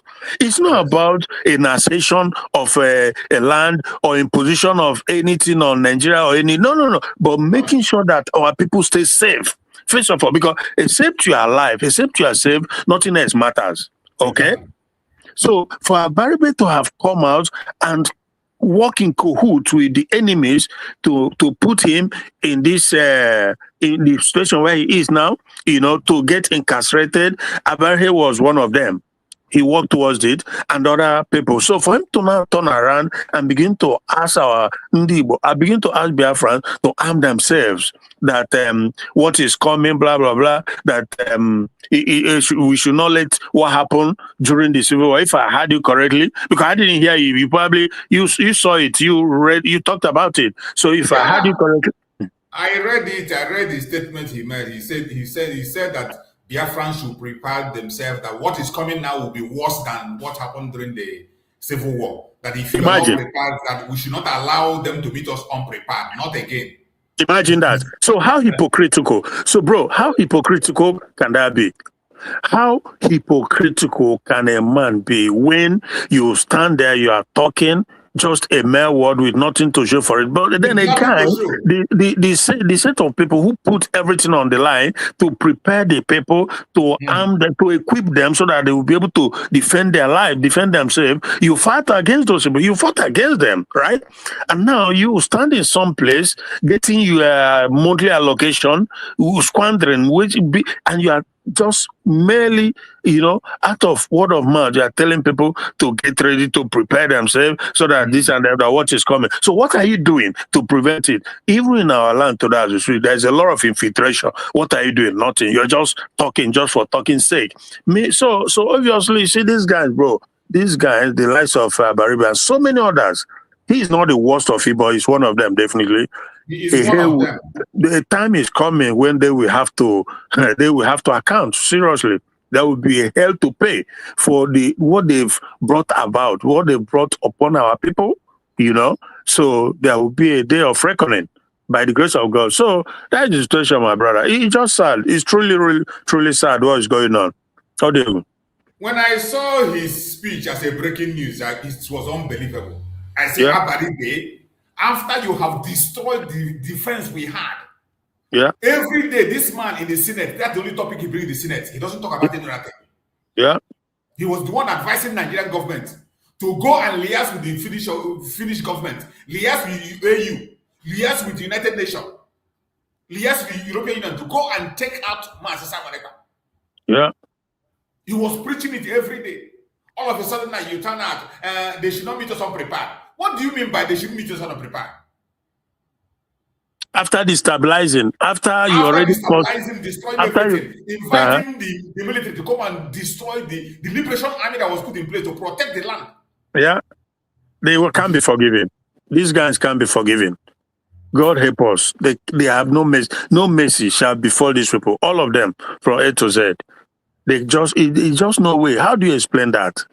That after destroying and disrupting the security apparatus that was set up to protect the women and children who can go to their farm and come back safe, you've destroyed it all, and now there's little or nothing there to safeguard the people, and you start shouting, telling them to prepare, blah blah blah. So that is unbelievable. And like I said, they will have to, a day of reckoning definitely will come, and they will have to account for the destruction they brought upon the people. They will definitely give account. Definitely. I saw there's this Nyoma brother, Guam Nishu, who is, like I said, may not be a perfect human being, have his errors, stuff like that. But when somebody is on the right path or says something very, very meaningful, you have to acknowledge it. He was telling, coming after Udele, because you see, when I look at guys like this Udele guy, there's this question I always have at the back of my mind. That is that, why do they do this? Why do they do what kind of, so is it as a result of them being bought off, or is it that these guys were given birth to by the enemies? So these are questions. These are legitimate questions to be asked. That Igbo, right? If you've seen everything, if the whole thing, nothing is hidden. Everything is very open. The intention, the agenda of the people who are coming in to take over, to emasculate us, is very there for everybody to see. And the Udeles of this world, they are helping them to destroy our people. He's actively, not just theoretical, not just, he's on the forefront. You understand what I mean, bro? Yes. So you ask yourself, is it because they succeeded in buying them over, or is it that the blood of the Fulani runs in them? Are they some kind of, is it what they are made to be? So there's this question, because again, like I said, that Guam Nishu came out to debunk him to say that these kidnappers, they are the Fulanis. They are all over the place. I saw Harrison Guam Nishu. I played it on my program yesterday, have some video. Really? Evidence. There is an evidence on people who are putting the, and Harrison said it in plain terms that the people that are doing the kidnapping are Fulani people. There is an evidence where they spoke. The people that were captured confessed And Harry, you know, Harrison has been the front line of that after they blackmailed and all these things. 100%. He was saying it. He said it that he doesn't know what these people are getting by framing IPOB in anything that happens in Biafra, and they say it is evil. Exactly. And you know what? People like this guy, like this Harrison, before you know it, who knows? They might do dealers of this or who are working with the terrorists, the Fulani, they will begin to conspire against them. The non-Sonquas, they will begin to gang up against them because they're in the zoo. That is why more than ever before, we need our freedom to be able to decide our fate, decide how we want to be. But they have this mold, this criminal, this people who have become a terrorist themselves, like Udele, working with them to come and infiltrate, to come and saturate, kind of mix it up, take over. And look, again, like I've said severally, they're coming in to integrate or to infiltrate or to settle in our place. It's not, if it was for good intention, it would be a different thing. But you and I know they are not coming to contribute. They are not coming to do anything meaningful, but to emasculate, slowly but surely take over and rip you of your humanity, of your culture, of your being as a person. That is what it's all about. Because we are not just saying it; they demonstrated it. It's whom they are. It's the antecedent. We saw it what they did it to them in Kwara. You know. Completely take over the place. We saw what they did to the houses. We completely so I don't. So again, the hard question when you see as a Biafran and you listen to Dele and his likes, then something obviously you are with them because these are enemies. It's well known, well pronounced that Udele is an enemy, working with the enemy. You know, he's working with the Fulani either because he's been bought over or because he is. Originally, he's one of them, probably born and raised in Igbo. That could also be. You just never. I'm trying to put my finger on, but I don't know where to put it. You know, so obviously, when Gwamnishu is doing this, one can clearly see that he's speaking from a place of fact, just truth. Because the same kidnapper that Gwamnishu is talking about, they're the ones kidnapping in the entire Yoruba land, Kwara, Ogun, Oyo, and the rest of it, kidnapping little children. It's the same people, the same Fulani. They're in the north, they're in south, they're everywhere. So why would they? So the whole thing is just crazy. But let's keep pushing and see what happens. How do you go, my brother? Thank you so much, my brother. I appreciate you for the wonderful contribution each time. You are just a great relief for us here. I appreciate you, my brother. Today I have an appointment and I'm rushing out to catch up on an appointment. I'm very sorry that I wasn't able to bring you in when you came in. I didn't even see it. And even sometimes when I'm speaking, I will just be carried away. I won't even look at the comments or anything. I just keep on going. But when I just saw you, there's no way I will see your request and I will not bring you in. That's impossible. Thank you so much, my brother. I appreciate it. Okay, brother. I have to go now to You're welcome. Thank you. Tomorrow, by God's grace, we will continue to enlighten people and speak about this. Thank you so much, my brother. Can you just give us a minute last word and then let's end it? It's well, my brother. Thank you for your effort. So, like you said, you have an appointment as well. We'll continue some other time. So, and sometimes a word is enough for a while. Yes. Don't get deceived. Biafrans, you cannot allow these people to, everybody must pay attention, stay alert because stuff is going on, stuff are happening, and we continue, you know. So, these same people, they will come around, try to lie, you know, to make you believe what is not believable. So we must continue to push them back, you know. So that is and like you said, the movie when it comes out, whatever it is, we'll be able to put them where they belong because we know the truth. We can dissect it. Yeah, we know the truth. We know what the truth, and so this is not the time where every Biafran, both the ones in the U.S., in Europe, in Africa, people must speak. People must speak up. You know, so we have this our brother too in America, Joseph Okechukwu, even though, like I always said, that he is not like 100% in it, but even they have, or little more than half, that he's doing is something. We appreciate that. Yes. Let everybody continue to make contribution, begin to speak up. You know, we don't lie about things, we just say it the way it is. So, but there are those who are trying to whitewash and make us look bad, make us become what we are not, and we will not accept that. So we also know It's the history of mankind for the most part. A conspiracy and gang up to emasculate, to put people down. So you can clearly see they will not go to make this movie with the Biafrans, no, but they will choose a Yoruba actor. So we see at the end what they come up with in this movie. So we see that, but we know whom they are, because their history is also there. I've just told you about how they brought about this carnage going on in Eastern Europe, with Russia and so if that is not enough, I mean, what more do you want to know? This is what they do, They bring heads together and jam it together, and people. It's just happening. It is what it is. So that is it, my brother. Thank you so much, and God bless. Thank you so much, my brother, and God bless you. And all the Biafrans that have joined us, I appreciate you all.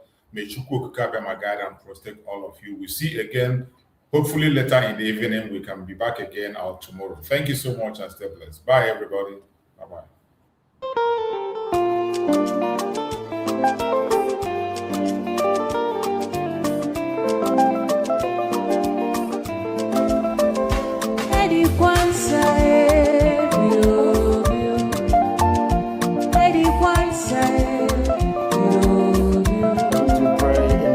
Of heaven, the very oldest language on the face of this very earth. Chiko dikabia mapuni ngeni chineke ngende sona efewe na isiala nina ina koza hanso ya mbuni onanye na jama we anyana ge farusi obonane ge dole kali ngeni nekele kemo nekele obia mrendi nden so na kriya na isiala ngeni obadi ndo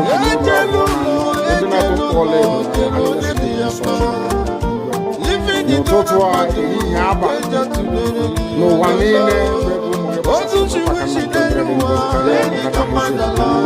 wee na-arịọ gị mma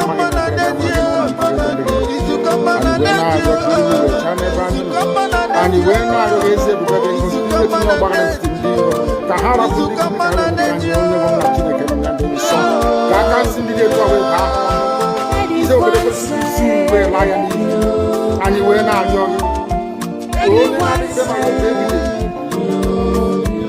biko nụ ka iwe mee ka Biafra wee dị ọsọ ọsọ na nkede na ụmụ ha daba na ahụ anyị wee na-arịọ gị iwe na-adịzi elekọta nwanne na nwanne ibi ịhụnanya nke pụrụ iche iwe etinye ụmụ ya ezi mmụọ nke isi ka anyị aka ajọ ihe mmụọ ndụ anyị gọga m bulie aha nsọ n'elu ise. But you know what? They would like you to believe that someone Ekpa is the cause of it. No. I am the solution, and the only way they can get to you is by kicking me out, which is not possible. I have come. Look what you do. After I am done with Nigeria, Biafra will be free and enjoy freedom. Biafra will know the importance of freedom and what I'm going to do in 5 years to come. Thank you.